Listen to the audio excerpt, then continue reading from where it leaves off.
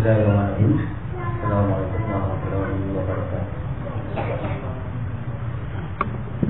Innal hamdalillah nahmaduhu wa nasta'inuhu wa nastaghfiruh wa na'udzu billahi min shururi anfusina wa min sayyiati a'malina. May yahdihillahu fala mudilla lahu wa man yudlil fala hadiya lahu. Wa asyhadu an la ilaha illallah wahdahu la syarika lahu wa asyhadu anna Muhammadan 'abduhu wa rasuluhu sallallahu alaihi wa ala alihi wa sallam. Ya ayyuhalladzina amanu taqullaha haqqa tuqatih wa la tamutunna illa wa antum muslimun. Ya ayyuhan nasu taqu rabbakum alladzi khalaqakum min nafsin wahidah wa khalaqa minha zawjaha wa batha minhuma rijalan katsiran wa nisaa'a wattaqullaha alladzi tasaaluna bihi wal arham innallaha kana 'alaykum raqiba. Ya ayyuhalladzina amanu taqullaha wa qulu qawlan sadida yuslih lakum a'malakum wa yaghfir lakum dhunubakum wa may yuti'illaha wa rasulahu faqad faza fawzan 'azima. Amma ba'd. Ikhwani fil din, azakumullah. Saudara-saudaraku, ikhwan dan akhwat yang dimuliakan oleh Allah Subhanahu wa taala. Pertama-tama marilah kita ucapkan puji dan syukur kita kepada Allah Subhanahu wa taala yang mengumpulkan kita di tempat ini dengan limpahan berbagai kenikmatannya kepada kita yang sangat banyak sekali, yang kalau kita menghitung kenikmatan Allah itu kita tidak akan bisa menghitungnya. Allah Subhanahu wa taala berfirman, "Wa in ta'uddu ni'matallahi la tuhsuha." Dan kalau kalian menghitung kenikmatan Allah, niscaya kalian tidak akan bisa menghitungnya. Dan rasa syukur seorang manusia kepada Allah Subhanahu wa taala atas kenikmatannya tadi itu pada dasarnya untuk kebaikan dirinya sendiri. Seperti yang Allah Subhanahu wa taala firmankan dalam ayat yang lain, "Wa may yashkuru fa innama yashkuru li nafsihi." Barang siapa yang berterima kasih, bersyukur kepada Allah, maka pada asalnya dia itu berbuat baik kepada dirinya sendiri. Dan dengan rasa syukur itu Allah akan menambah kenikmatan yang Allah berikan kepada kita. Allah Subhanahu wa taala berfirman, "Wa in ta'azzana rabbukum la in syakartum la azidannakum wa la in kafartum inna 'adzabi lasyadid." Dan Allah telah mengumumkan barang siapa orang-orang yang bersyukur maka Allah akan tambah kenikmatannya, dan barang siapa orang-orang yang kufur dan ingkar maka sesungguhnya Allah mengancam dengan azab yang sangat pedih. Baik.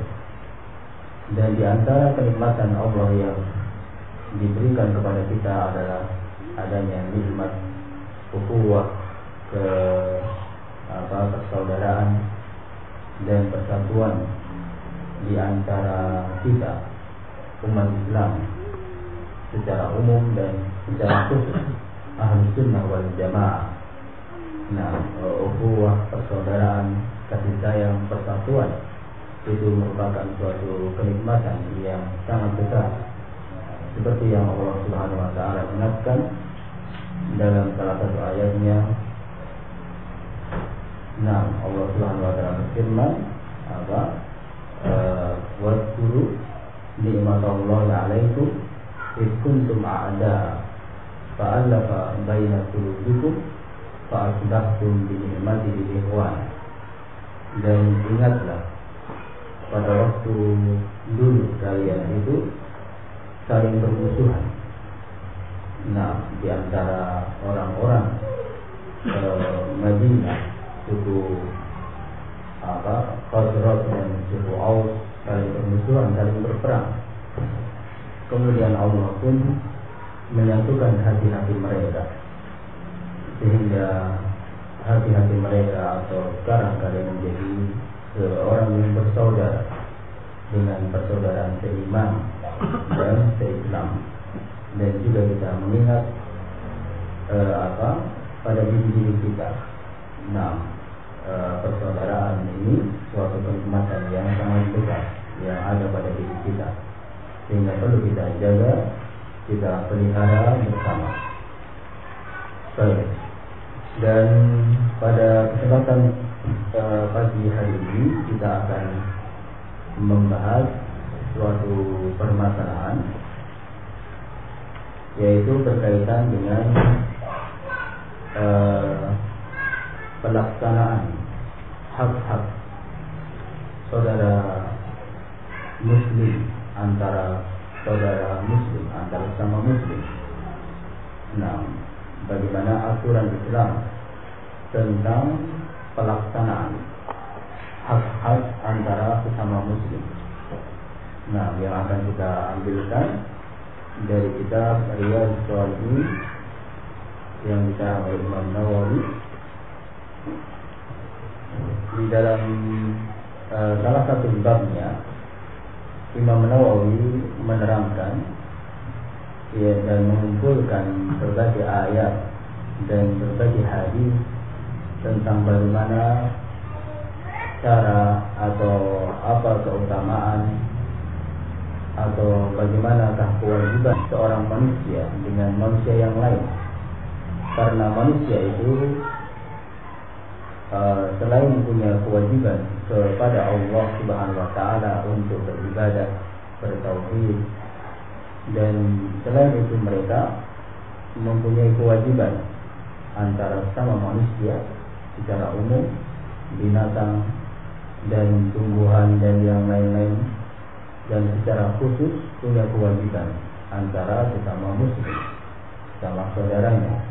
Karena kita hidup di dunia itu tidak lepas dari manusia yang lain, tidaklah bisa hidup tanpa bantuan orang lain. Sehingga bagaimana aturan-aturan tentang pelaksanaan kewajiban-kewajiban dan hak-hak sama muslim. Baik, langsung saja akan kita bacakan beberapa ayat dan hadis yang menerangkan tentang permasalahan tersebut.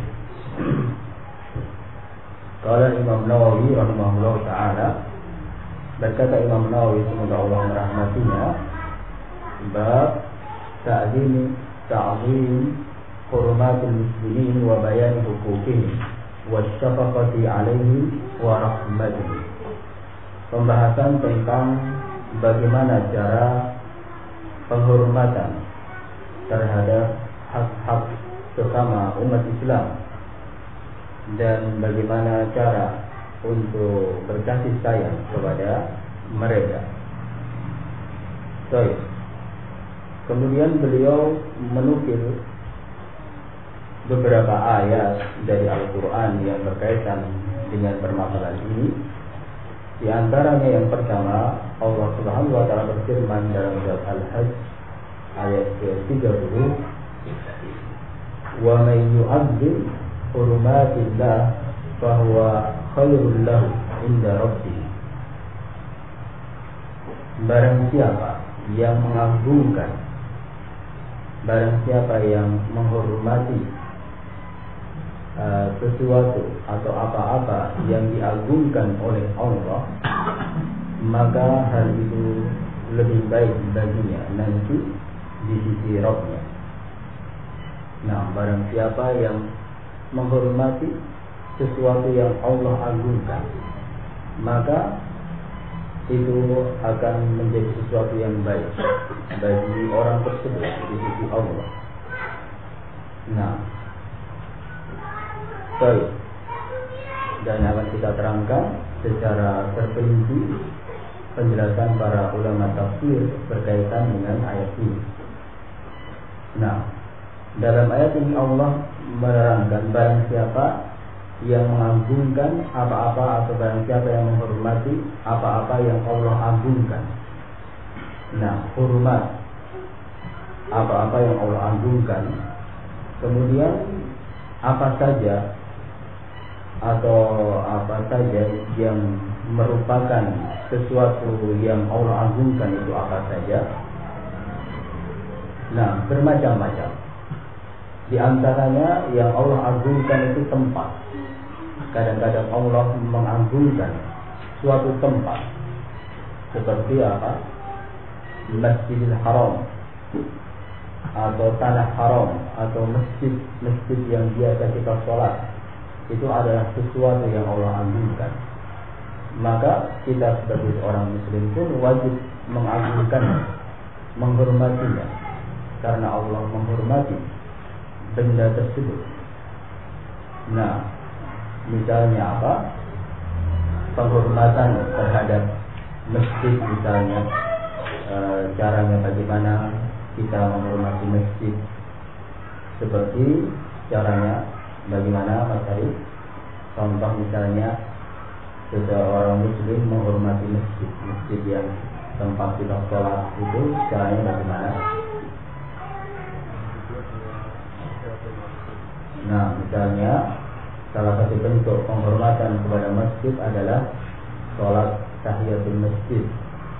Sholat 2 rakaat dulu sebelum seorang duduk. Rasulullah SAW bersabda, "La idza dakhala ahadukum al-masjid fala yajlis hatta yusalli rak'atain."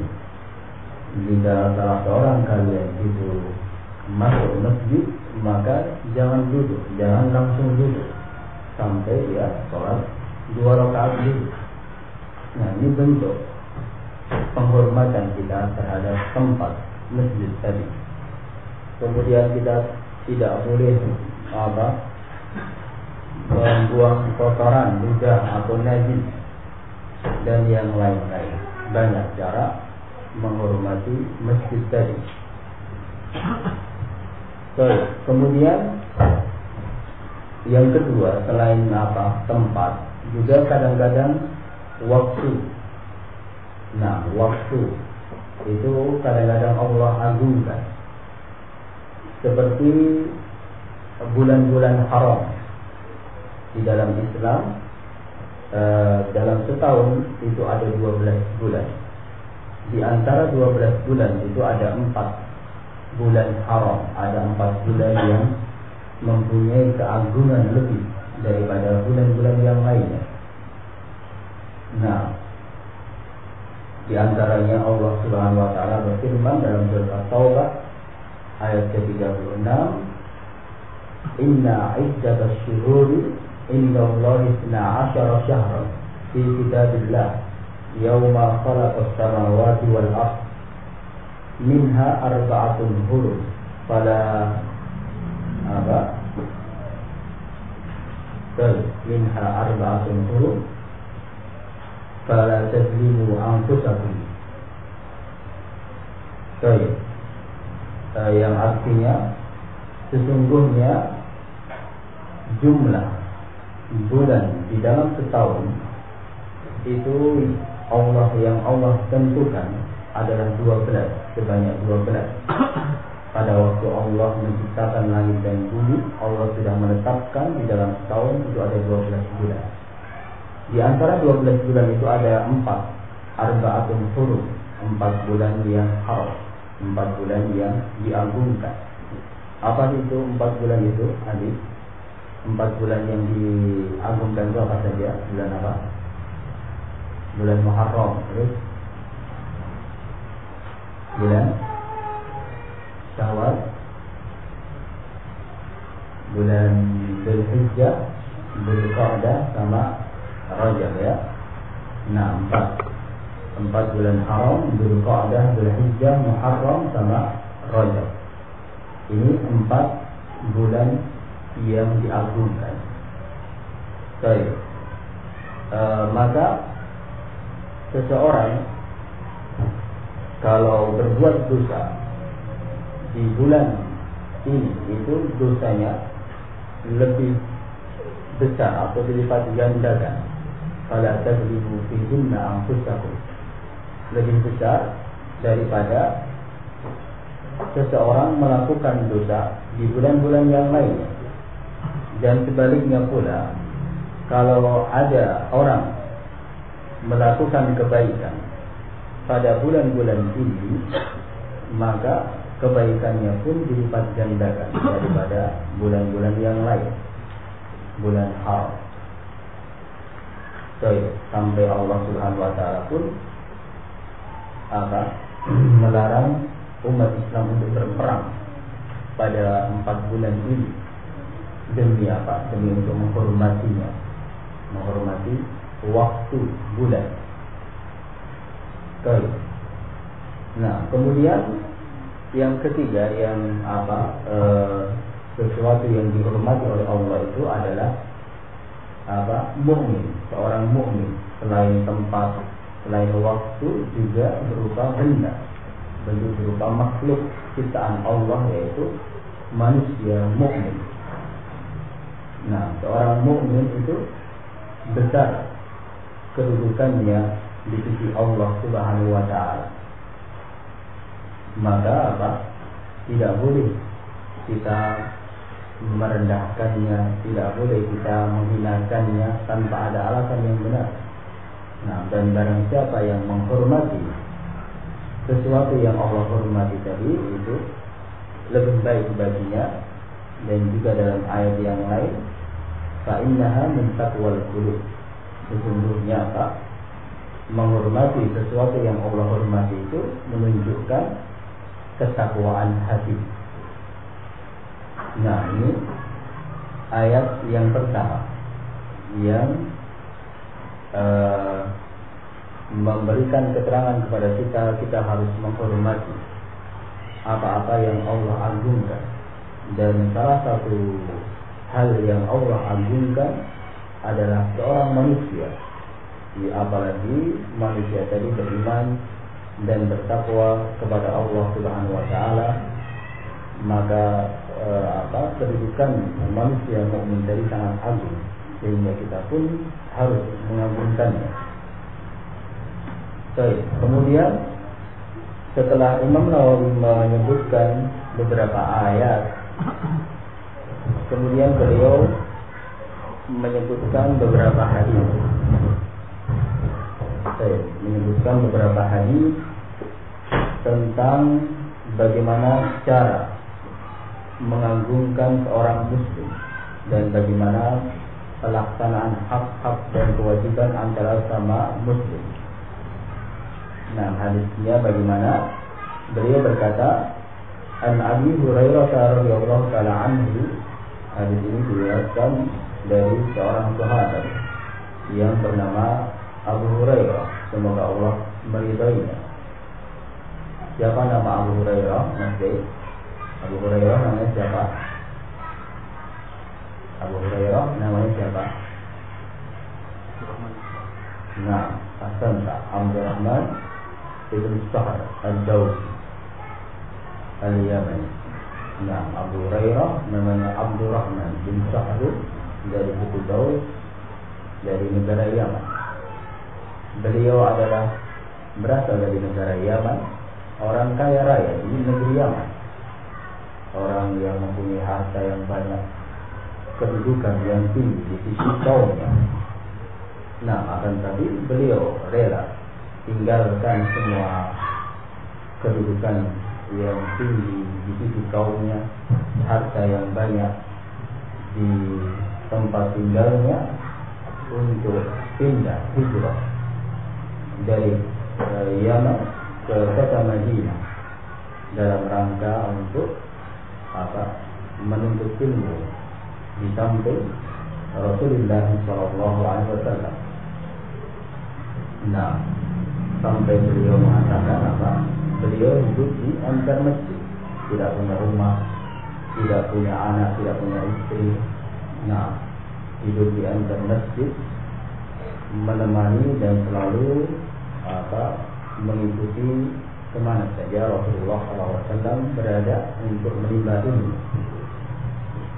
Sehingga dalam jangka waktu yang sangat singkat, Abu Hurairah masuk Islam tahun 8 Hijriah. 8 Hijriah masuk Islam.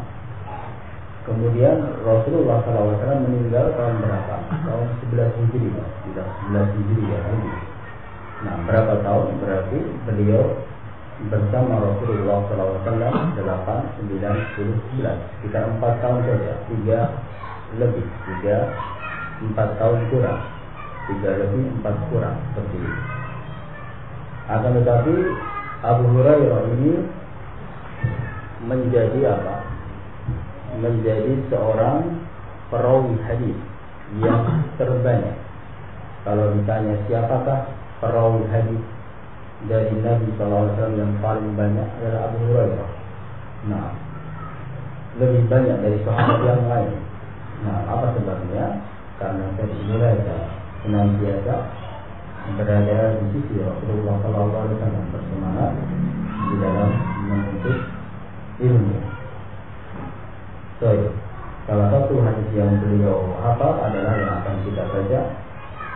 Beliau berkata, qala Rasulullah sallallahu alaihi wasallam, Rasulullah sallallahu alaihi wasallam bersabda, la tahasadu wa la tanajashu wa la tabaghadu wa la tadabaru. Jangan kalian saling mendengki dan jangan kalian itu saling tipu menipu, dan jangan saling membenci, dan jangan saling memalingkan mukanya. Nah, wala yabi ba'dukum ala bai'i ba'd, dan jangan kalian itu membeli suatu barang di atas pembelian orang lain. Wa kunu ibadallahi ikhwana, dan jadilah kalian itu hamba-hamba Allah yang saling bersaudara, saling kasih sayang, saling mengasihi. Al-muslimu akhul muslim, karena seorang muslim itu saudara muslim yang lainnya. La yadzlimuhu, maka tidak boleh dia mendoliminya, menganiayanya. Wala yakhdhuruhu, dan tidak boleh dia membohonginya. Wala yakdzibuhu, dan tidak boleh dia mendustakannya. Wala yahqiruhu, dan tidak boleh dia itu meremehkannya, merendahkannya. At-taqwa hahuna, dan ketakwaan itu letaknya di sini. Wa yushiru ila sadrihi thalatha marrat. Rasulullah SAW menunjuk tangannya di dadanya 3 kali. Ketakwaan itu ada di dada. Nah, bihasbi imri'in minasyarri ay yahqira akahu muslim. Seorang itu dianggap jelek kalau dia itu meremehkan saudaranya muslim lainnya. Kulul muslim alal muslim haram. Setiap muslim kepada muslim yang lainnya itu hukumnya haram. Damuhu, baik jiwanya tidak boleh ditumpahkan, wa maluhu, dan hartanya tidak boleh diambil sembarangan, wa irdu, dan kehormatannya tidak boleh direndahkan. Rawahu Muslim. Hadis ini diriwayatkan oleh Imam Muslim. Baik, ini hadis yang memberikan pengarahan kepada kita tentang bagaimana cara untuk melaksanakan hak-hak sesama muslim. Saya akan kita terangkan secara terperinci satu persatu berkaitan dengan hadis ini. Baik, yang pertama, Rasulullah SAW bersabda, la tahasadu, jangan kalian itu saling mendengki. Hasad, dengki, ini hukumnya haram. Hasad. Baik, kemudian perlu kita ketahui pula tentang pembagian hasad di dalam Islam. Apakah semua hasad itu haram atau tidak? Maka hasad di dalam Islam itu terbagi menjadi 2. Yang pertama adalah hasad yang haram, yang tercela. Ada hasad yang haram, yang tercela. Itu bagaimana? Hasad yang tercela itu adalah artinya atau bagaimana ketentuannya adalah tamanni zawalan nikmah, yaitu apa? Menginginkan atau mengintikan hilangnya suatu kenikmatan dari orang lain. Ini namanya hasad, dengki yang haram. Seseorang menginginkan atau memimpikan misalnya kenikmatan yang ada pada orang lain itu hilang darinya, baik kenikmatan itu berpindah kepada dirinya ataupun tidak, yang penting hilang. Saya tidak suka kalau orang lain itu mendapatkan harta atau ilmu atau kenikmatan, yang penting hilang. Sama saja kenikmatan itu berpindah kepada saya atau tidak, yang penting saya tidak suka ada pada orang lain. Ini namanya hasad yang haram. Baik. Nah, Rasulullah SAW bersabda, "Iyyakum wal hasada, fa innal hasad ya'kulul hasanati kama ta'kulun nar al-hatada." Hati-hati kalian dari penyakit atau sifat dengki ini, karena kedengkian itu akan bisa memakan kebaikan, bisa menghapus kebaikan-kebaikan seseorang, menghilangkan kebaikan-kebaikan seseorang, seperti api itu memakan atau membakar kayu sedikit-sedikit, akan menghancurkan dan menghilangkan kebaikan seseorang. Jadi ini hasad yang tercela. Dominnya bagaimana atau kaidahnya apa? Hasad yang tercela ini adalah pokoknya dia menginginkan kenikmatan orang lain itu hilang. Seperti itu. Apakah berpindah kepada dia ataupun tidak berpindah, yang penting hilang. Kemudian yang kedua, hasad yang mubah atau boleh.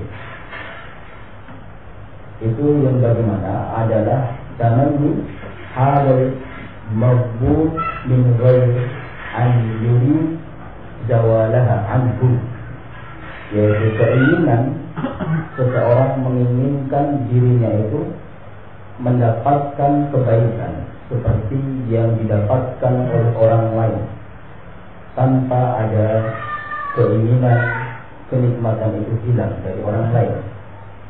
Nah, ini boleh. Ada orang pintar misalnya, ada orang punya dianugerahi istri yang soleh atau anak yang soleh, dia hasad maksudnya saya ingin seperti itu. Nah, tetapi tidak menginginkan kenikmatan pada orang lain itu hilang. Nah, dia punya kenikmatan, tapi saya juga ingin seperti itu, tanpa ada keinginan kenikmatan pada orang lain itu hilang. Baik, ini diperbolehkan, tidak mengapa. Ini sering disebut al-ghibah. Hasad yang mubah ini sering disebut al-ghibah. Nah, Rasulullah SAW bersabda, "La hasada illa fitnatain." Tidak boleh ada hasad, kedengkian, kecuali kepada dua golongan. Nah, tidak boleh hasad kecuali dalam dua perkara, dua orang. Yang pertama apa? Seseorang diberikan ilmu, ada orang diberikan ilmu, kemudian orang itu mengamalkan ilmunya untuk dirinya sendiri dan mendakwahkan ilmunya kepada orang lain. Nah, maka kita dianjurkan untuk hasad, artinya menginginkan seperti itu.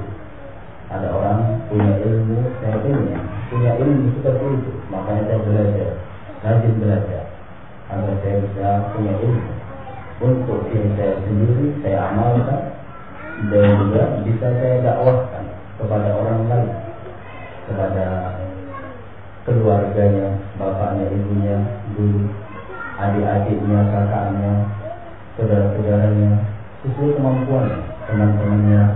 Tidak harus dakwah itu kepada misalnya tidak atau tidak harus dakwah bisa kepada keluarga terdekat seperti itu. Nah, diperbolehkan hasad dalam hal seperti ini. punya ilmu, dia amalkan, dia dakwahkan, maka kita harus mempunyai keinginan untuk seperti itu sama. Yang kedua adalah orang yang boleh kita hasad adalah orang yang Allah berikan harta. Kemudian harta itu digunakan untuk kepentingan dirinya dan digunakan untuk apa? Beribadah, infak, sedekah sampai hilanglah atau sampai habislah harta tersebut untuk semuanya digunakan untuk ibadah, mencukupi kecukupan dirinya, kebutuhan dirinya, kebutuhan istrinya, anaknya, keluarganya tercukupi. Kemudian selebihnya beliau gunakan atau dia gunakan untuk beribadah, membantu orang lain sehingga hartanya itu habis. Nah, ini sudah kalau ada orang seperti itu kita diperbolehkan untuk hasad. Nah, hasad maksudnya apa? Saya tulis seperti itu tanpa ada perasaan, kenikmatan itu hilang daripada orang lain. Ini pembagian atau penjelasan tentang hasad.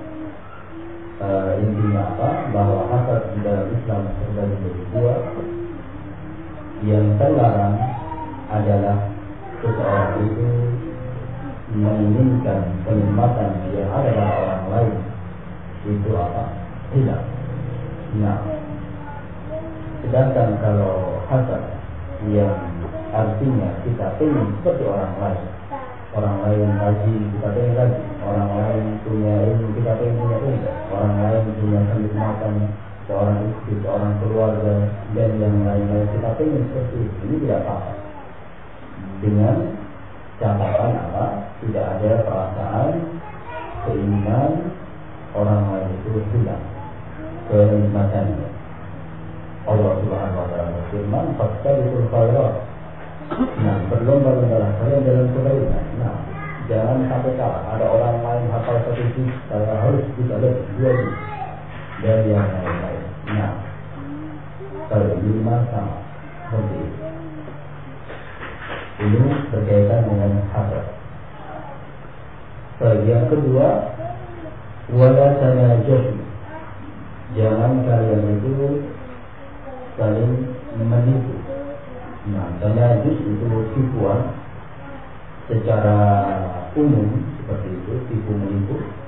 Akan tetapi secara khusus najis itu digunakan di dalam jual beli najis. Ini artinya apa? Jual beli najis itu adalah apa? Intinya apa? Ada komplotan antara 2 orang, penjual dengan temannya. Ada seorang penjual misalnya berkomplot dengan orang lain, temannya misalnya. Kemudian kalau ada pembeli datang menawar, "Pak, saya mau beli HP ini misalnya, harganya berapa?" Harganya 50.000. Maka orang biasanya pembeli menawar, "Kalau 40.000 bagaimana Pak, boleh tidak?" Seperti itu. Maka ini temannya ini pura-pura datang, kemudian pura-pura menawar, "Pak, saya mau beli HP ini 45.000." Seperti itu. Dia datang menawar dengan harga yang lebih tinggi. Dengan tujuan apa? Pembeli itu dia menawar lebih tinggi lagi. Kemudian kalau pembeli dari sana ingin beli HP tadi, dia juga, "Pak, saya tambah menjadi 48.000." Seperti itu. Ini ada komplotan, pura-pura menawar, akan tetapi tujuannya untuk menaikkan harga, keuntungan. Ini namanya tipuan dalam jual beli najis. Ini tidak boleh dalam jual beli seperti itu ataupun dalam yang lainnya. Kemudian yang selanjutnya, wala tabaghadu, dan jangan kalian itu saling membenci, saling marah. saling mendendam. Jadi tidak boleh saling marah, dendam, benci satu dengan yang lain tanpa ada alasan syar'i. Karena apa? Kita dianjurkan sesama umat Islam saling menyayangi, saling mengasihi satu dengan yang lain. Tidak boleh saling membenci sesama satu dengan yang lain.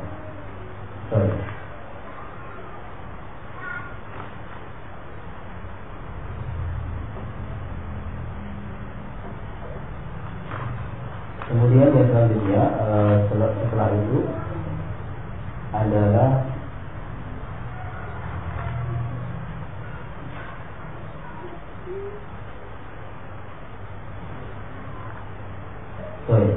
wala tadabar, dan jangan kalian itu saling berpaling muka, tidak mau ketemu, tidak mau bicara, saling menghajar, tadabar. Tidak mau salam, tidak mau bicara, tidak mau ketemu, tidak diperbolehkan seperti itu. Nah, Rasulullah SAW bersabda, la yahillu lil muslim an yahjura akahu fawqa salat. Tidak halal seorang itu menghajar atau memboikot saudaranya yang lain lebih dari 3 hari di dalam urusan-urusan dunia. Karena permasalahan-permasalahan dunia tentu saja kita di dalam kehidupan kita dalam dunia, baik permasalahan jual beli, dagang, ataupun bertetangga, ataupun hubungan saudara, misalnya hubungan anak dengan orang tua, atau hubungan istri dengan ibunya misalnya, atau dengan menantu dan mertua misalnya, tentu saja sering terjadi permasalahan. Maka kalau ada permasalahan itu tidak boleh adanya hajar atau boikot, tidak mau ketemu, tidak mau menyapa, saling mendiamkan, diam-diaman seperti itu tidak boleh lebih dari 3 hari. Kalau dalam urusan dunia, kalau permasalahan ini cuma berkaitan dengan permasalahan dunia, tidak boleh lebih dari 3 hari.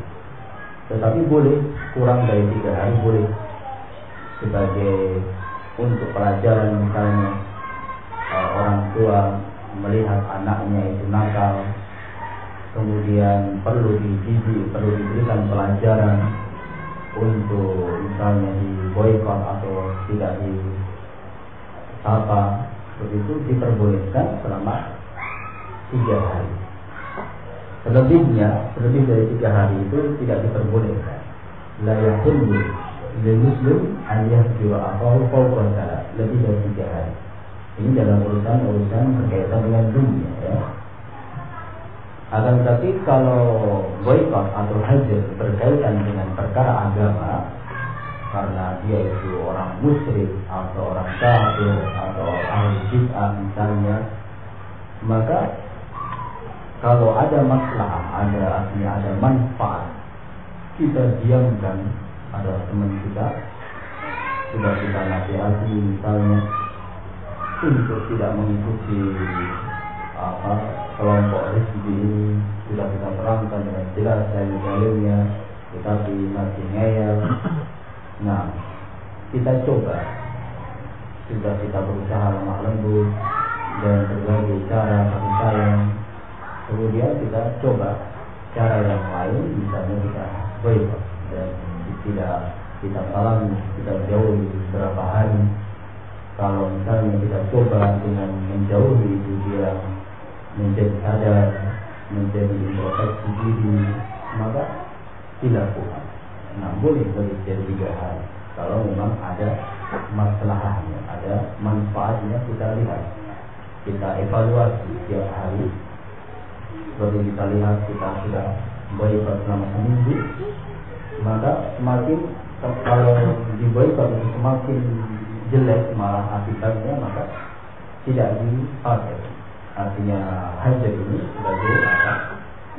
Cara saja, wasilah bagaimana memperbaiki orang lain. Kalau hasilnya bagus diteruskan, tapi kalau hasilnya tidak bagus maka ditinggalkan, seperti itu. Baik. Nah, ini juga diterangkan oleh Syekh Al-Utsaimin bahwa apa? Hajar li amri din dan hajar li ghadhi dunyawi, bahwa hajar dalam urusan dunia tadi diberikan batasan maksimal 3 hari, sedangkan dalam perkara agama itu ada kebebasan disesuaikan dengan maslahah dan mafsadah. Nah, mana yang lebih baik? Baik. Nah, itu nasihat Rasulullah SAW yang selanjutnya. Jangan kalian saling memboikot, tidak mau bertemu satu dengan yang lainnya. Kemudian yang selanjutnya Rasulullah memberikan nasihat kepada kita, wala yabi' ba'dukum ala bai'i ba'd. Jangan kalian itu membeli barang atau menjual barang di atas pembelian orang lain, di atas penjualan orang lain, tidak boleh. Baik.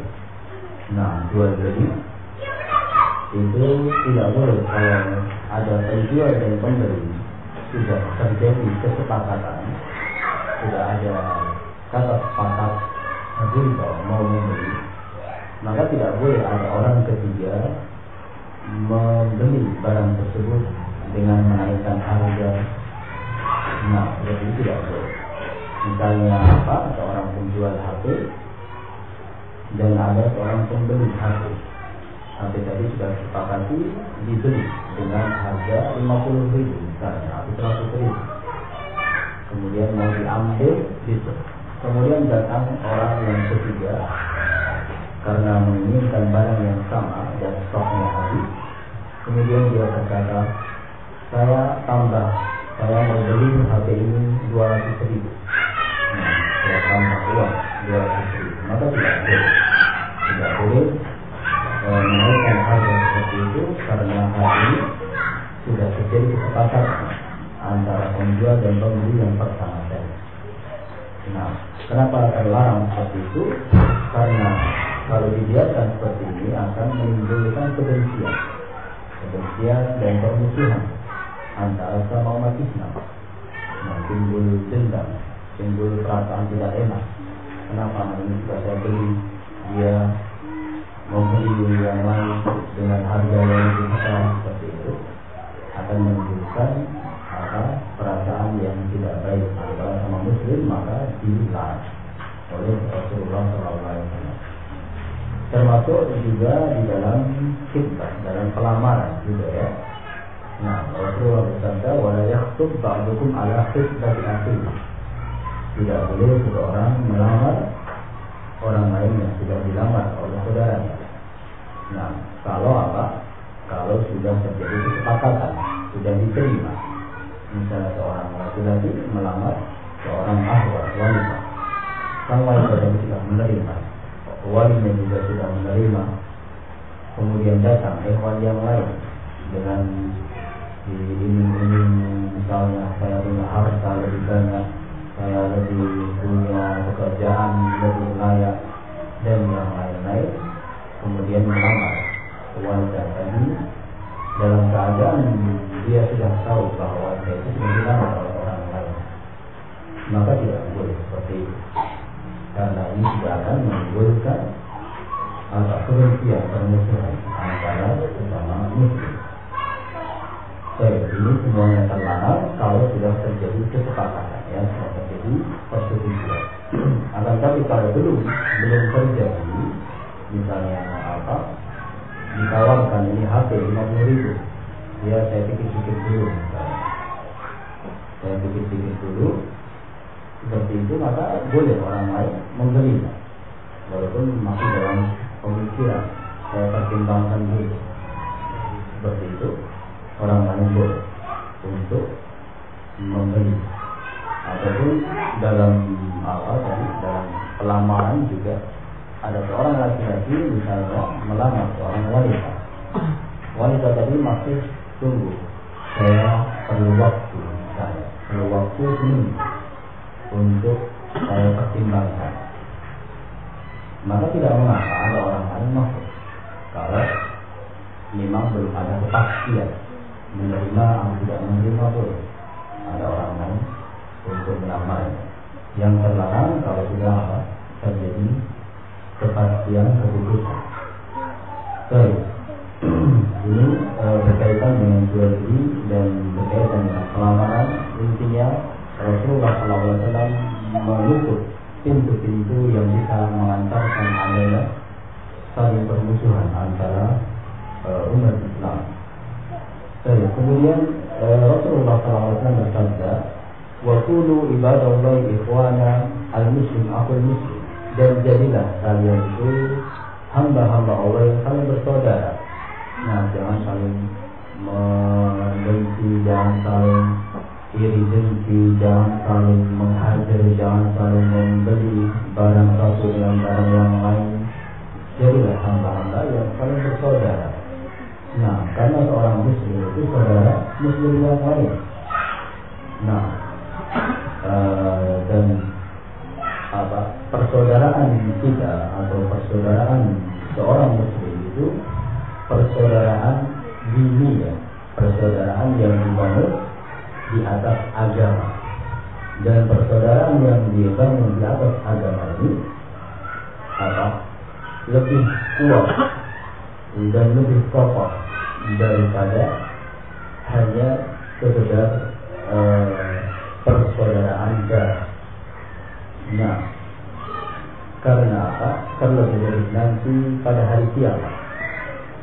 Pada hari kiamat itu yang tersisa, yang tinggal adalah persaudaraan dini atau persaudaraan antara agama. Kalau ada saudara-saudara sejarah akan tetapi berbeda pemahaman, berbeda keimanan dan ketakwaannya, maka tidak akan bermanfaat persaudaraan agama saja.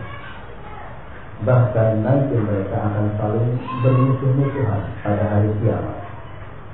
Kalau tanpa ada ketakwaan, tanpa ada persamaan takwa, tanpa ada persamaan keimanan. Allah Subhanahu wa taala berfirman dalam surah Yusuf ayat 67, al-akhillau ba'duhum li ba'din 'adu illa al-muttaqin. Yawma idzin ba'duhum li ba'din 'adu illa al-muttaqin. Al-akhilla, yaitu al-akhilla itu orang-orang yang punya hubungan saudara yang dekat. Yawma idzin, nanti pada hari kiamat itu ba'duhum li ba'din 'adu, satu dengan yang lain saling bermusuhan, saling menyalahkan.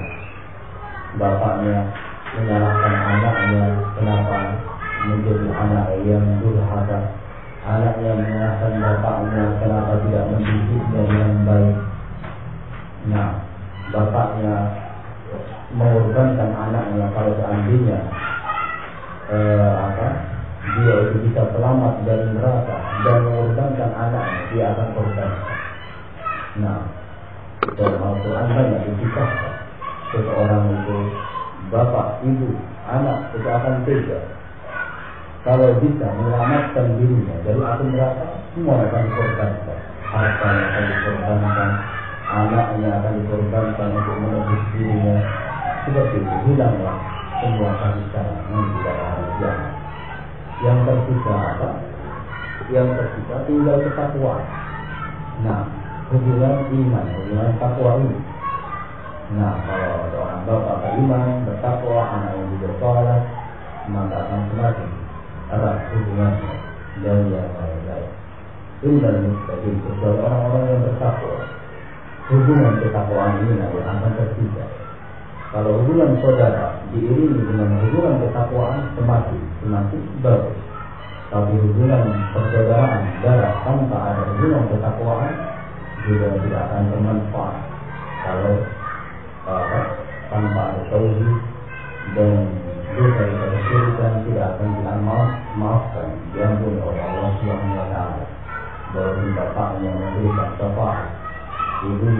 dan syafaat. Nah, bagi ulama dosa-dosa itu kesyirikan atau kekafiran tidak akan bermanfaat. Syafaat dari keluarga. Baik, maka intinya kita kembali bahwa persaudaraan kita itu persaudaraan yang sangat agung, persaudaraan seiman, seislam, apalagi semanhaj Ahlussunnah wal Jamaah. Jadi kita itu orang-orang yang saling bersaudara, tolong menolong, saling bantu membantu, saling menutupi kekurangan, saling menasihati kesalahan orang lain dengan baik, seperti itu. Baik, la yahduruhu wa la yahduruhu, tidak pantas dia itu mendolimi saudara yang lain, wa la yahduruhu, tidak pantas untuk menipunya, mendustakannya, tidak mempercayai kaidah kebaikan, kamu itu pendusta, sombong. Nah, tidak boleh seorang muslim kita percaya pada dirinya. Nah, wala yahduruhu, dan tidak merendahkannya, tidak diperbolehkan kita merendahkan. Walaupun dia orang miskin, walaupun dia tidak punya jabatan, akan tetapi selama dia tidak punya keimanan dan ketakwaan, harus kita agungkan, harus kita hormati, karena Allah menghormati dia. Allah mengagungkan seorang yang bertakwa. Inna akramakum indallahi atqakum. Sesungguhnya orang yang paling mulia di sisi Allah adalah orang yang paling bertakwa. Dalam hadis Rasulullah SAW bersabda, Inna Allah la yanzur ila suwarikum wala ila ajsamikum walakin yanzur ila qulubikum wa a'malikum. Sesungguhnya Allah tidak melihat harta-harta kalian dan fisik-fisik kalian, bentuk-bentuk kalian, jabatan-jabatan kalian, tetapi yang Allah lihat adalah hati-hati kalian dan amal-amal kalian. Nah, maka tidak boleh kita meremehkan seorang muslim yang bertakwa, karena dia di sisi Allah itu mulia.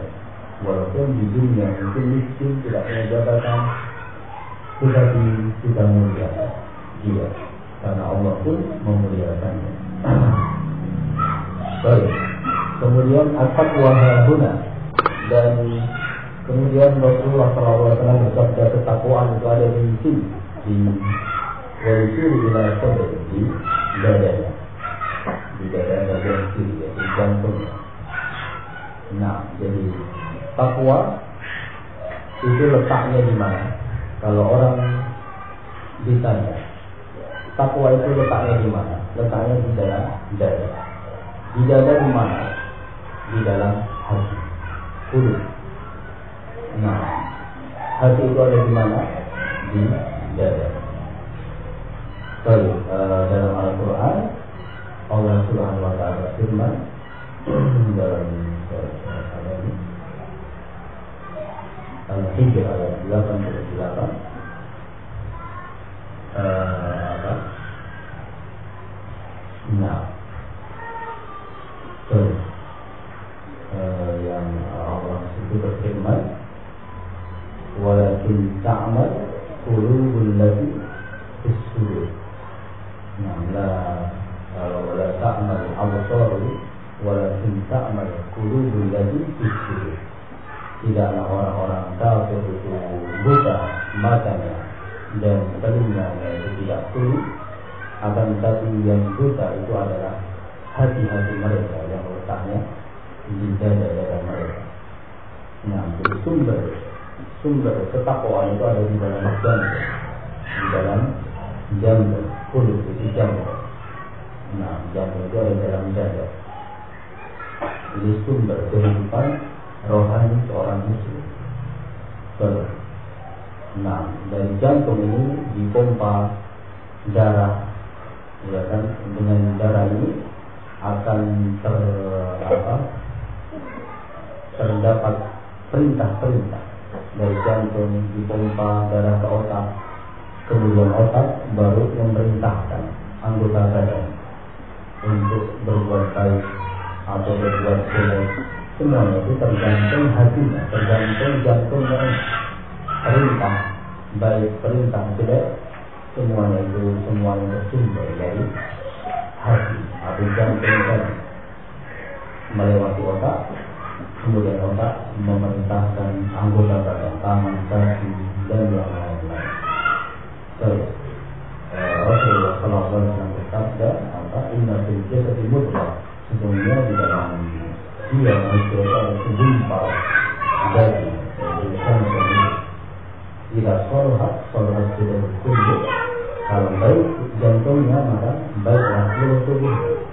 Nah, jantung yang baik memompa darah yang baik, dengan darah itu akan terkumpul di dalamnya, melewati darah dari perintah-perintah yang baik, melewati otak, kemudian ke alat-alat anggota-anggota badan yang lain. Kalau jelek maka jeleklah seluruh tubuh. Nah, itu ketakwaan. Bahwa takwa itu letaknya di dalam jantung, dan jantung itu letaknya di dalam dada. Dada sebelah mana? Kiri ya. Terus lihat di mereka syari ayah fir'aqahul muslim, dan seorang itu cukup dikatakan jelek perangainya atau sifatnya jelek kalau ada sifat meremehkan, saudara yang lain. Sifat meremehkan ini sifat kesombongan, dan kesombongan ini melahirkan, akan mengantarkan seorang ke neraka. Dan kesombongan itu apa? Salah satu sifat kesombongan itu adalah meremehkan orang lain, apalagi meremehkan saudaranya muslim. Rasulullah SAW bersabda, la yadkhulul jannah man kana fi qalbihi mithqala dzarrah min kibr. Tidak akan masuk surga seseorang yang di dalam hatinya itu ada sedikit sawi kesombongan. Sifat sombong itu apa? Batrul haq wa ghamdun nas, menolak kebenaran dan meremehkan manusia yang lain. Ini salah satu bentuk kesombongan, adalah meremehkan orang lain.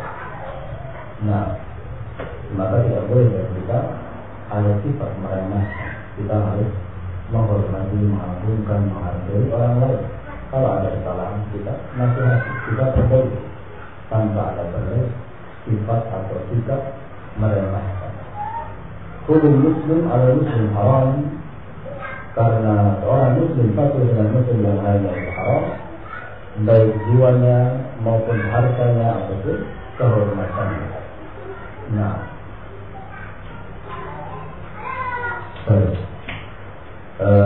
jiwa seorang muslim itu haram, tidak boleh dibunuh dengan sembarangan.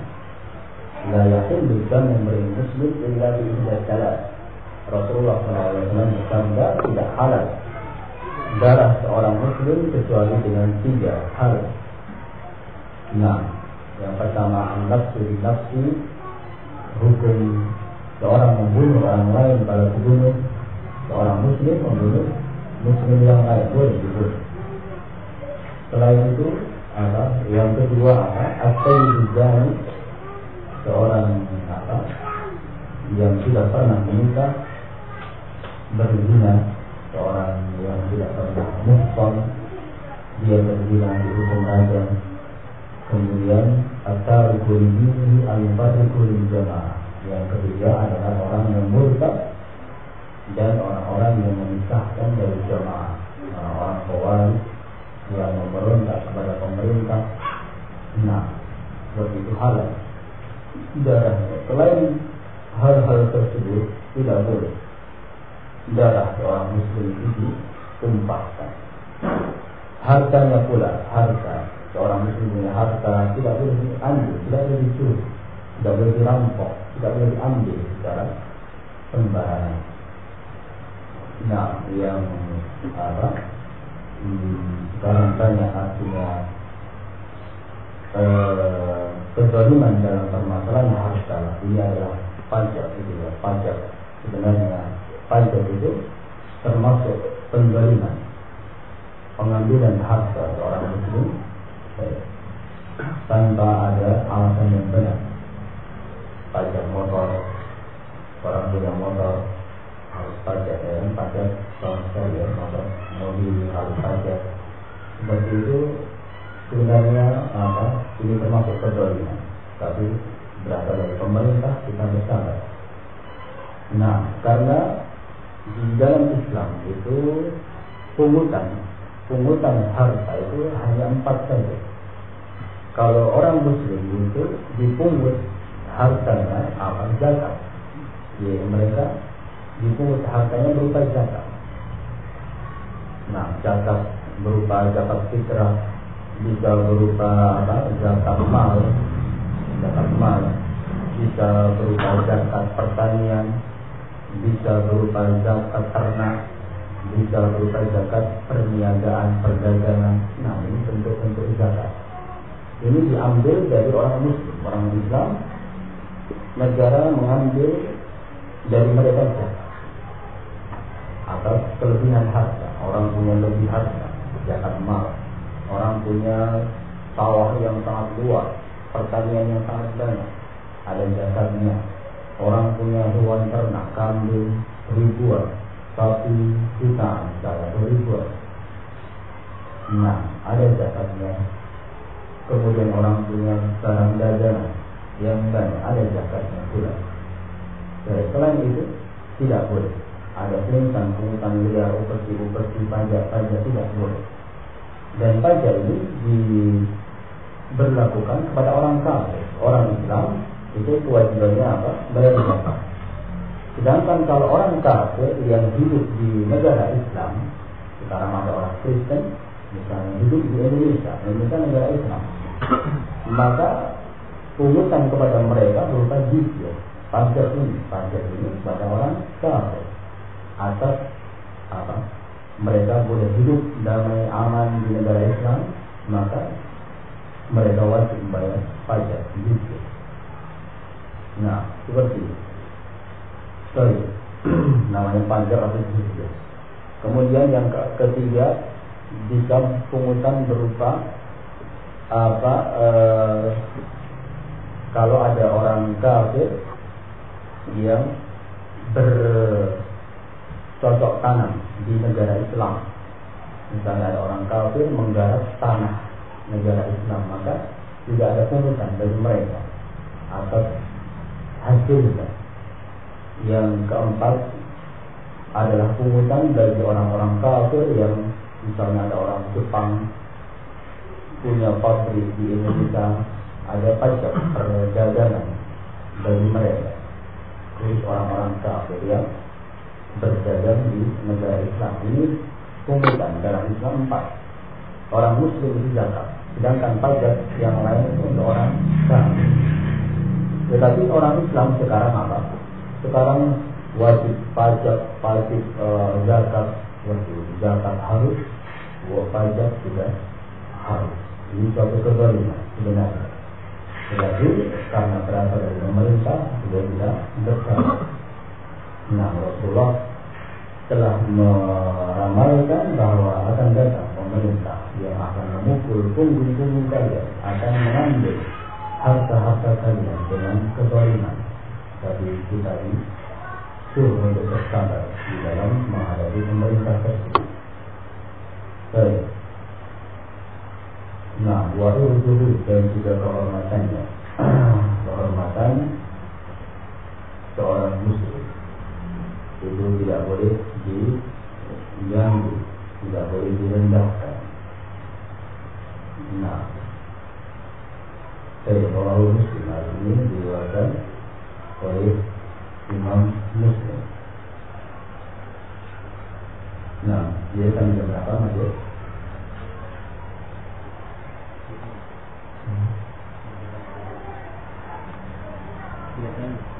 Jam 12.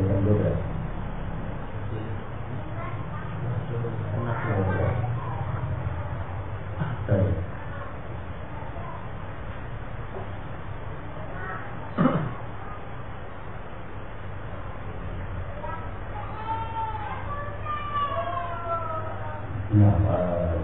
Sudah cukup sampai sini, insyaallah.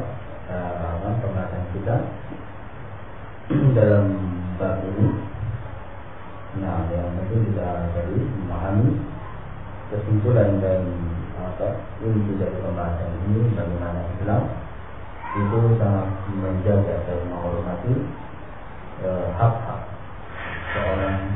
muslim, seorang manusia yang beriman kepada Allah dan bertakwa kepada Allah, sangat menjaga dan diagungkan. Dan barang siapa yang mengagungkan orang muslim, maka termasuk menunjukkan ketakwaan hatinya dan juga akan mendapatkan balasan yang baik nanti di sisi Allah Subhanahu wa Ta'ala. Nah, sampai di sini mungkin ada pertanyaan, masih ada beberapa waktu. Sisa waktu kita manfaatkan untuk tanya jawab. Dipersilahkan kalau ada pertanyaan.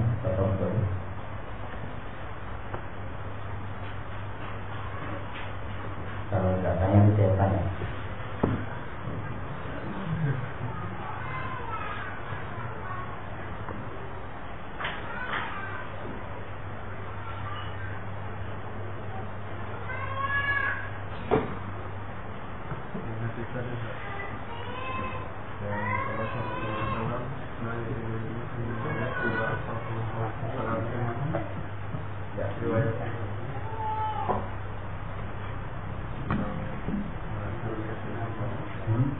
La yahillu damu min muslim. La yahillu aqaw fawqa sana. Nah. Baik.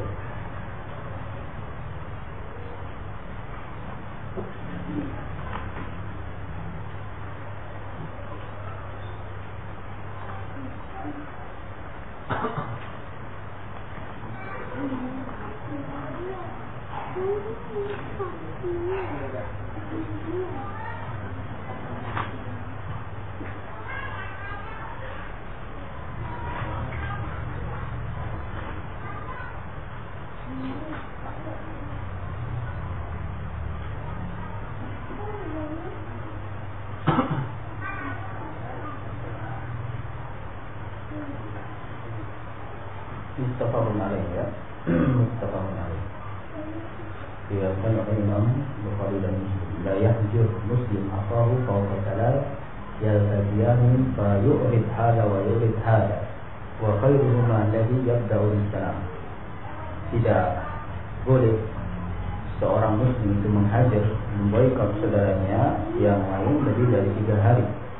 Yaltaqiyani, dia bertemu, akan tapi yang satu berpaling muka, kemudian yang lain juga berpaling muka, dan sebaik-baik orang dari keduanya adalah orang yang memulai dengan salam. Nah, diriwayatkan oleh Imam Bukhari nomor 677, sedangkan Imam Muslim nomor hadis 6000. Dari Imam Bukhari 6077, Imam Muslim 2560. Juga Abu Dawud nomor 4911, Imam Malik 1680. Dari hadis Abu Ayyub Al-Ansari.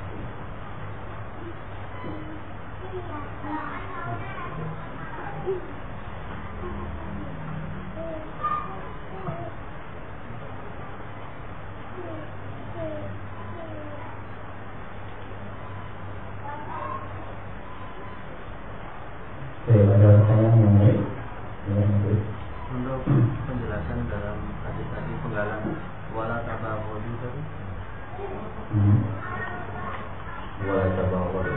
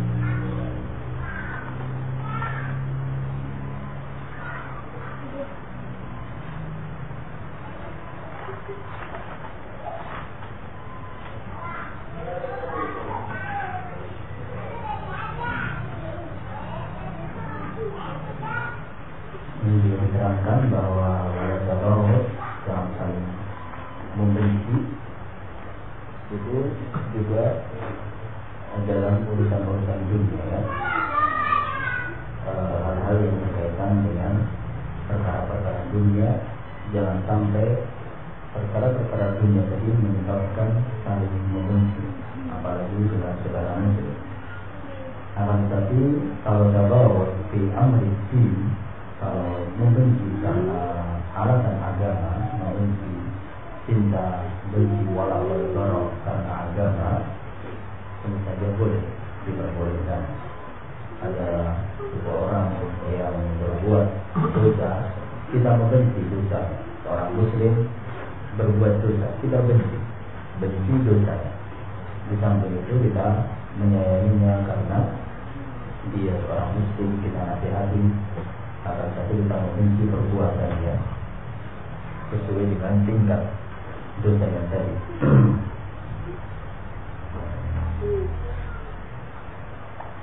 Nah, seperti itu.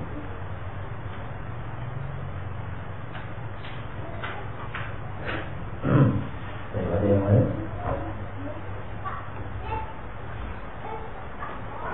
Ya.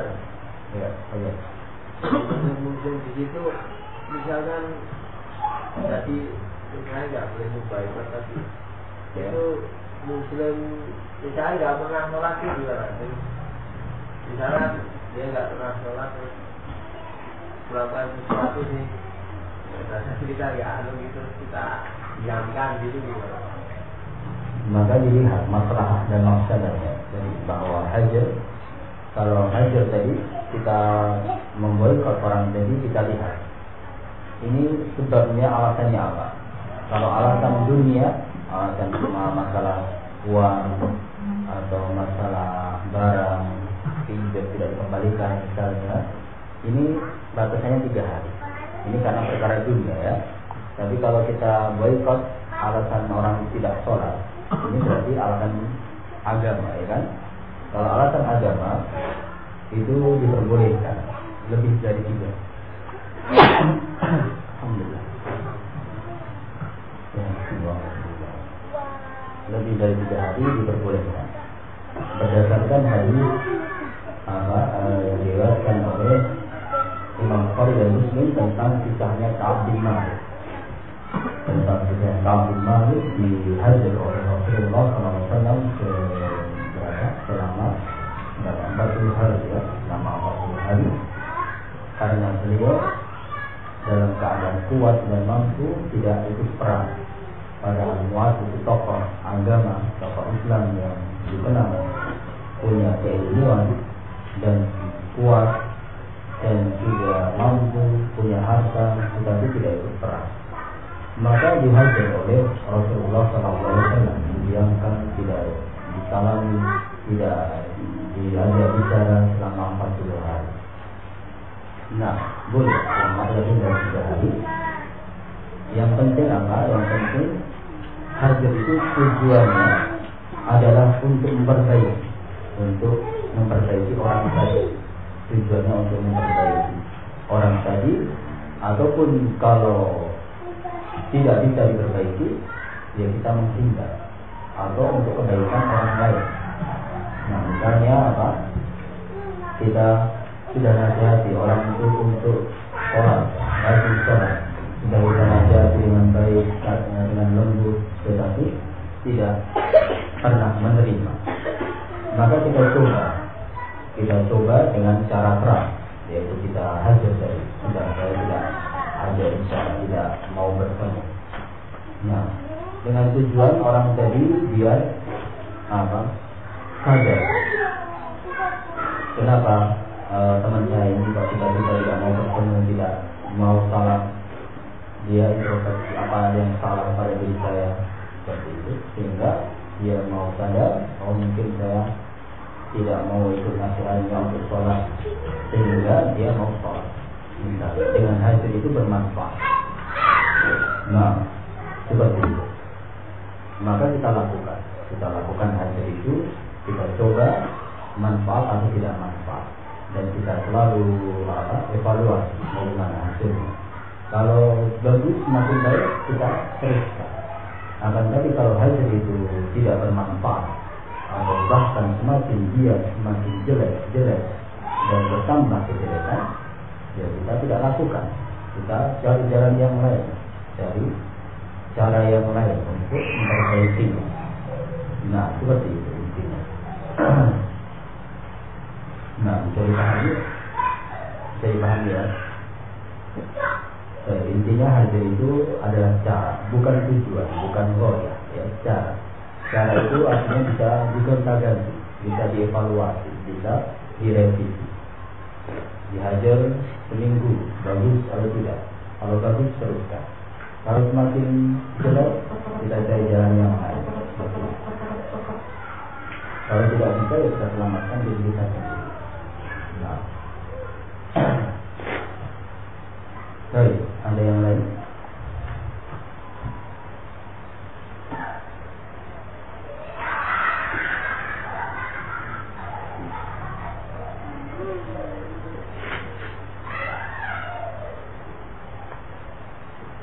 Kalau dalam pendidikan, di dalam TK itu ada aturan-aturan pemerintah yang harus menghaluskan ini seperti itu, harus ini itu, tidak ada tidak dalam TK misalnya. Tidak tahu ya, ini misalnya dari Dignas atau dari BEPA harus ini izin itu harus ikut pertemuan ini, pertemuan itu, atau tidak? TK ini sementara ini kan tidak menunjuk pada Dignas. Tadi terlepas dari masalah perikatan yang kemudian tidak ikut ke Dignas ya? Iya, tidak menunjuk pada BEPA maupun Dignas. Nah, itu siapa berarti? Tapi sudah dilaporkan pada pihak penguasa di desa ini, yaitu kepala desa, dan itu dipersilakan, artinya tidak dipermasalahkan. Nah, artinya kalau tidak ada permasalahan, tekanan-tekanan dari Dignas atau BEPA, mengapa tidak mau? Tapi kalaupun ada tekanan tadi, seperti itu kita bersabar ya, sabar dalam menghadapi.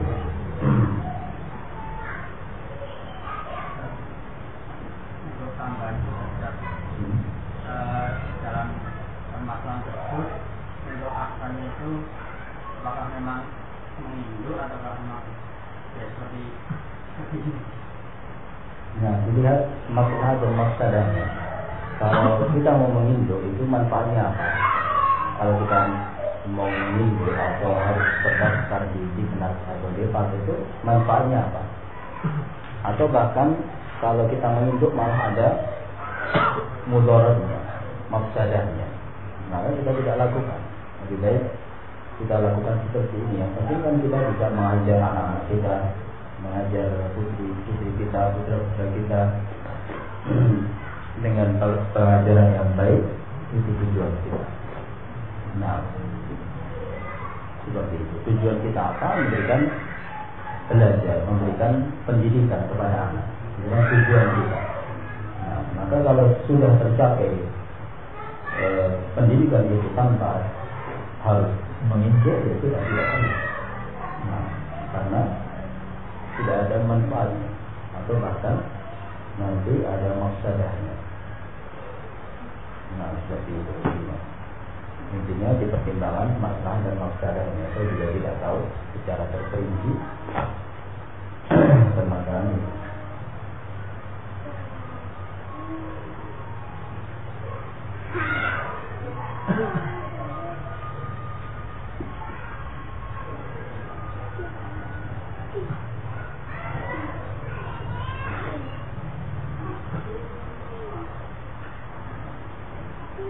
Ada pertanyaan yang lain?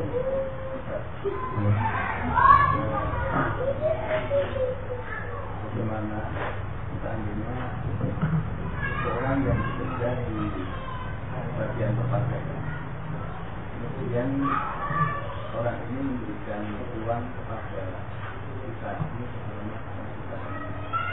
Nah, baik. Perpajakan artinya pajak itu juga bermacam-macam ya. Kalau pajak motor atau pajak mobil, pajak rumah, intinya motor itu kan kita sudah beli ya, sudah beli menjadi milik kita seorang muslim. Maka untuk apa kita membayar pajak setiap tahun? Itu untuk apa? Dan artinya ini suatu kesalahan ya. Tidak boleh. Tapi kalau kayak pajak listrik atau PAN seperti itu boleh, karena kita tiap hari memakai listrik ya. Kita membayar itu karena ada timbal balik ya kan? Itu boleh. Pajak listrik, pajak air seperti itu, karena memang negara menyalurkan dengan kabel, dengan alatnya ke rumah kita, dan kita membayar itu atas ada timbal balik. Jadi kalau motor kan ini sudah milik kita, kemudian kita membayar pajak, tidak ada timbal baliknya, tidak ada manfaatnya, selatan seperti itu tidak boleh. Baik, maka nah intinya orang tadi bekerja di perpajakan, dibayar apa, pajak yang bagaimana seperti itu juga perlu dilihat. Kemudian setelah itu kalau perpajakan yang dia bekerja di tempat itu termasuk pajak-pajak yang haram dan kita diberi, ada orang kerja di pajak yang haram, maka hasilnya pun haram, tidak boleh. Tapi kita diberi oleh orang tersebut, diberi dengan niat apa? Hadiah atau hibah, maka kita sebagai penerima halal, bagi kita halal, karena kita mendapatkan hadiah, mendapatkan hibah. Sedangkan keharamannya terputus sampai orangnya, terputus sampai orang tersebut. Sedangkan kepada kita sudah berubah menjadi halal. Nah, seperti dalilnya adalah Rasulullah SAW diberikan hadiah oleh orang Yahudi. Ada orang Yahudi. Orang Yahudi itu di dalam Al-Quran dan dalam Sunnah disebutkan bahwa mereka itu muamalahnya itu riba, tidak pernah lepas dari riba. Nah, orang-orang Yahudi, hasil perniagaannya, hasil uangnya itu kebanyakan dari riba. Nah, jadi orang Yahudi itu pemakan riba. Kemudian orang Yahudi ini memberikan hadiah kepada Rasulullah, dan Rasulullah terima. Rasulullah makan. Nah, pernah ada orang Yahudi ngasih kambing, Rasulullah makan, sampai ada yang kena racun dari para sahabat juga memakannya, yang kena racun. Rasulullah juga merasa ada bekas racun dalam tubuhnya. Dan dalam berbagai kesempatan yang lain Rasulullah menerima hadiah-hadiah dari orang Yahudi walaupun berasal dari riba, berasal dari keharaman, tetapi karena sudah berubah, artinya sudah tahapannya. Jadi riba sampai orang tadi haram, kemudian orang itu kepada kita berubah tahapannya menjadi hadiah, maka kita menerimanya berupa hadiah, berupa hibah. Nah, seperti itu. Dan juga pernah Rasulullah SAW itu punya budak wanita bernama siapa? Barirah. Ada Rasulullah punya budak bernama Barirah. Kemudian budak ini diberikan sedekah. Ada orang memberikan infak sedekah kepada budak berupa makan. Kemudian Rasulullah pun memakan dari sedekah tadi. Kemudian ditanya, wahai Rasulullah, engkau tidak halal, tidak boleh engkau memakan sedekah. Maka Rasulullah menjawab, sedekah bagi Barirah tadi akan tapi bagi saya sudah berubah menjadi hadiah. Orang itu kepada Barirah berupa sedekah, Barirah kepada Rasulullah berubah menjadi hadiah. Boleh seperti itu. Nah, intinya kita boleh menerima. Juga Ibnu Abbas pernah ditanya oleh seseorang, wahai Ibnu Abbas, saya punya tetangga yang tetangga itu pemakan riba alania, secara terang-terang memakan riba secara terang-terang, hasilnya uangnya itu dari riba secara terang-terang, tidak sembunyi-sembunyi. Kemudian dia mengundang saya makan malam hari, makan di rumah saya. Maka bagaimana boleh tidak Ibnu? Maka Ibnu berkata, riba dosanya untuk dia, kamu untukmu makanan. Jadi kenikmatan bagimu berupa makanan. Artinya apa?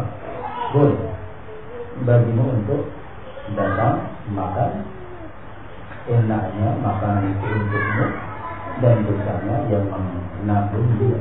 Jadi, karena sudah berubah riba kepada dia, dari dia sudah berubah hadiah. Nah, berubah. Nah, seperti itu pendapat yang wajib dari para ulama berkaitan dengan permasalahan ini. Allah Ta'ala itu.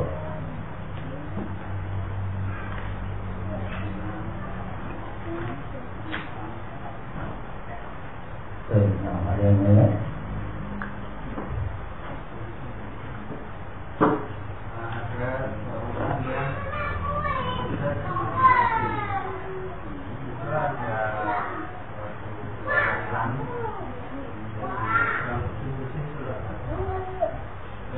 Orang itu ditawari sama pimpinannya kalau ada tetangga atau kerabat yang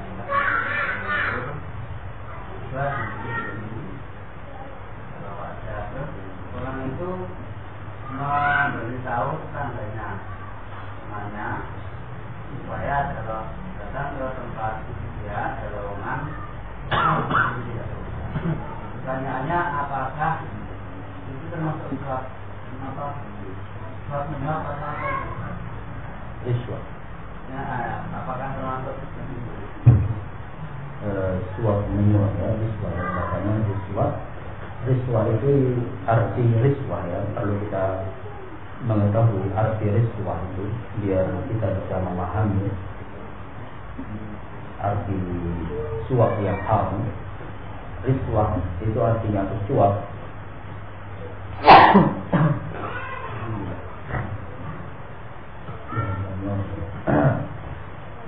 Riswah yang terlarang itu artinya seseorang memberikan sesuatu, uang atau barang atau tongkokan dengan tujuan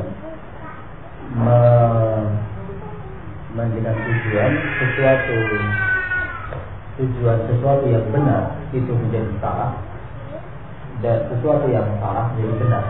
Itu namanya riswah yang haram.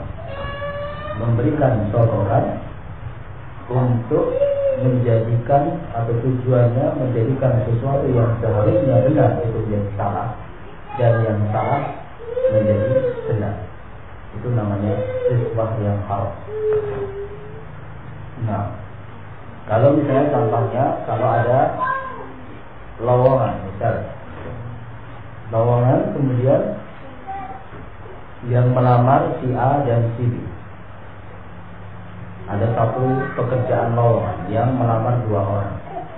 Si A ini pintar dan lebih unggul daripada si B dalam kemampuan, dalam segala hal. Dan si B ini salah, akan tapi dia punya uang, maka dia kasih sororan kepada pemimpin perusahaan tadi. Pak, ini uang untuk apa? Agar saya diterima. Nah, ini namanya suap yang terlarang. Karena apa? Karena dengan uang ini yang seharusnya kalau tanpa uang ini si A yang diterima kan, karena si A lebih pintar, lebih rajin dan lebih cocok sudah itu yang mengisi lowongan tadi. Sedangkan si B ini seharusnya tidak diterima karena kalah dengan si A. Tapi gara-gara uang ini menjadi diterima. Ini apa? Sorokan untuk sesuatu yang benar, seharusnya yang benar itu A menjadi salah, dia tidak diterima, dan yang salah si B misalnya tidak diterima menjadi benar, jadi diterima. Ini apa? Namanya riswah yang haram. Baik, sedangkan kalau misalnya kita naik motor, contoh yang kedua misalnya, kita naik motor misalnya, kemudian kita lupa bawa SIM misalnya ya, lupa bawa SIM, kemudian ada cekatan polisi. Nah kemudian apa? Kita nitip uang ke depan, ke rumah saya jauh daripada repot-repot pengadilan, saya kasih uang 50.000 seperti itu. Apakah uang 50.000 ini menjadikan sesuatu yang benar yang salah, atau yang salah menjadi benar? Tidak, karena motor ini milik kita, ya kan, sudah kepunyaan kita. Kemudian apa, mau didenda atau mau ditarik atau mau disita, tidak boleh, harus tidak boleh disita karena ini milik kita. Nah, maka kita memberikan uang itu bukan untuk tujuannya menjadikan sesuatu yang salah menjadi benar, tidak. Karena ini motor kita berhak untuk membawanya. Nah, kita kasih uang, ini bukan siswa, bukan sesuatu yang haram. Nah, seperti itu. Atau misalnya kita ada lowongan pekerjaan misalnya, lowongan pekerjaan, kemudian kita dipanggil, Mas, kamu diterima di lowongan ini karena kamu orang yang pintar dan cocok dengan pekerjaan ini. Tapi syaratnya kamu harus ngasih saya 1 juta. Nah, kemudian kita kasih 1 juta. Ini bukan riswah yang haram. Karena apa? Tidak ada akibat. Apakah dengan 1 juta itu mengakibatkan ada orang lain yang rugi? Tidak ada, ya. Karena yang diterima dia, tidak ada orang lain yang diterima. Dia sudah diterima di situ, tidak ada orang lain yang menjadi saingannya.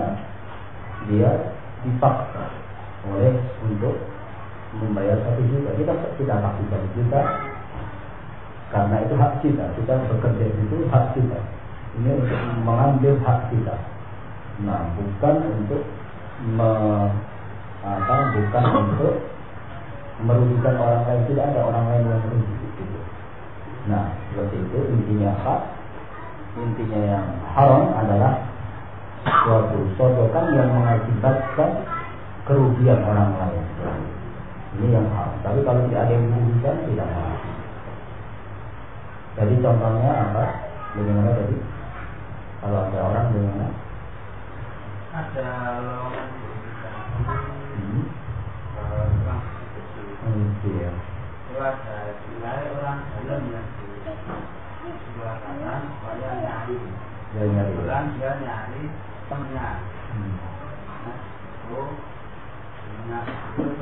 yang ini saya kesini itu sama Mas A. Ini yang itu ya bawahnya tuh. Iya. Nah, pertanyaan itu apakah itu karena dia bilang saya disuruh Mas ini kesini katanya ini ada lowongan besi-besi di apa itu di Abusgoy.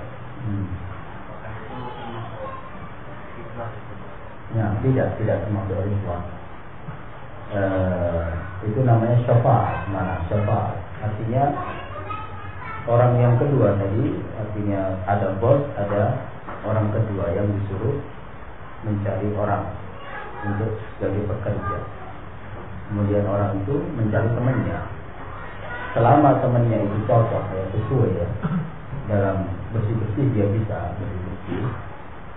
Nah, kemudian tidak ada orang lain yang dirugikan. Artinya sebenarnya ada banyak orang yang melamar, kemudian ada yang lebih rajin, ada yang lebih cocok, tetapi gara-gara temannya dia pilih sana. Seperti itu yang tidak boleh. Tapi selama tidak ada orang lain yang dirugikan, maka tidak mengapa. Hanya dia satu-satunya karena dia yang dipilih seperti itu, dan dia pantas bekerja di tempat itu, punya kemampuan, maka boleh. bahkan termasuk syafaat. Isfa'u tu'jar, berikanlah syafaat, kalian akan berpahala. Kalau kita punya kedudukan, kita pakai untuk menolong orang lain, maka itu bagus. Nah, kita misalnya punya pekerjaan, punya kedudukan, kemudian ada teman-teman kita membutuhkan, kita panggil, kita bantu, dia bisa bekerja. Selama tidak ada yang dirugikan orang lain, boleh. Nah, seperti itu, mulai tangan.